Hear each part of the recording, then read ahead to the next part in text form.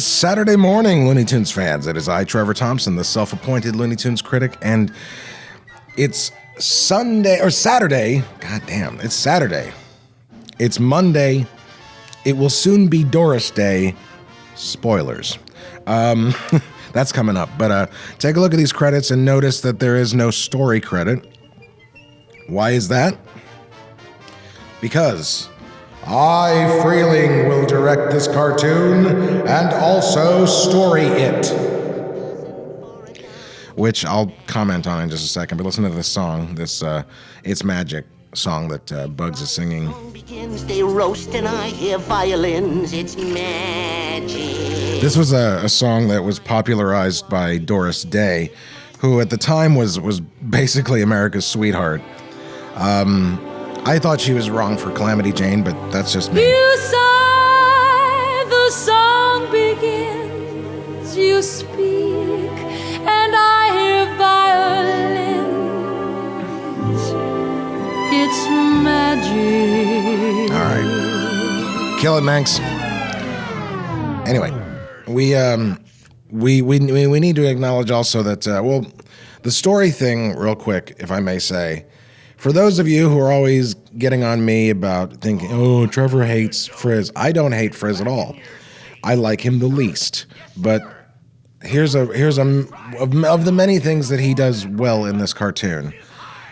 The fact that he's his own story man and the cartoon works so structurally, not just with the pacing, but also the gags within each pacing of itself, specifically the fact that the last third is one gag. To do the story of your own cartoon, to be your own story man, is not advised. Chuck Jones, by my estimation, every time he did it, he failed. And he even said something about it in his book, a man who is his own storyboard artist is asking for trouble. And he's right. And yet this cartoon works, from the story, for the structure that he would normally get from somebody like Warren Foster. He was able to provide himself. And I think, but I do need to stop for 1 second and acknowledge, this is a character thing. And I'm not just talking about the character interaction between Sam and Bugs here, but also an act of good character, I think, is that if you disagree with someone or dislike someone, you have to at least be able to acknowledge when they are right and when they do good things. So with that in mind, this print, ladies and gentlemen, looks as good as it does because of Thad Komorowski. Thad actually talks about it at length on his podcast with Bob Jakes, Cartoon Logic. Go to, I think it's episode 8. Some of you, and Matt Hunter particularly, have said that you wished I had more time to talk about these cartoons rather than just the length of the cartoon itself. So if you want like a full hour's worth of solid information about this cartoon, I would recommend listening to episode 8 of Cartoon Logic. But this is what it looks like, folks, when a print is kept in good condition and is transferred with progressive scan. Modern design.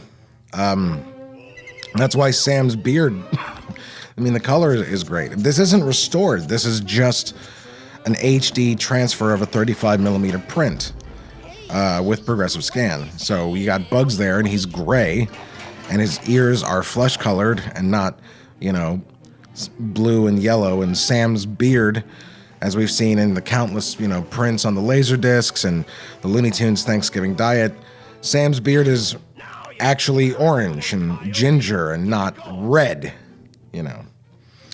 So this is one of the more genius things about this cartoon is the fact that the last third of the cartoon is essentially just one long continued gag, or rather one long continued premise of a gag, which has many little sub-gags strewn out about it, I do want to point out here, coming up, there's something that we had in the Porky Pig 101 review that I had to cut out for time, but we used this cartoon to make a few points. This print and this cartoon to make a point about the progressive scan and all the differences and interlaced. But at one point, Manx pipes up and he says, "Hey, did you guys notice the subtle in joke in Rabbit Every Monday?" And he points out that the score for the cartoon that Carl Stalling provides goes away when Bugs finally gets in and keeps sticking his head out. Every time he sticks his head out of the oven, the music you hear in the background isn't Carl Stalling's score. It's Needle Drop. And it stops, it quits when Sam says, "Quit stalling." Well, see what I mean. Hot in there. Still got the score? Now quit stalling and start roasting. Got a bottle opener, Mac? Yeah, and now it's Needle Drop. It went away when he said, "Quit stalling." Now, I don't know if that's just me being a stoner who's watched this thing a million times and is, engaged in ridiculous debates among him, his own mind or his puppet's mind. I don't know, but it was jarring watching this with Matt Hunter when we did a commentary for it, because they had to replace the music in the background with like more modern disco music at the time, and because of that they had to get Mel Blanc to redo the lines, to have the new music behind. I love Sam's part in his hair. I love that.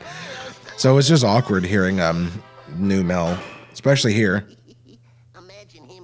That line was kept, because there's no music that has to be replaced and everything. So it was just so weird.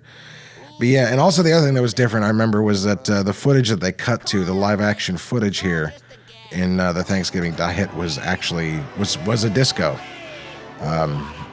In fact, it was, if I remember correctly, it was an upskirts shot, which so of course I prefer that one. Anyway, the only thing that I changed really is this color rings at the end here, because the original print had another one tacked on. Anyway, see you next week.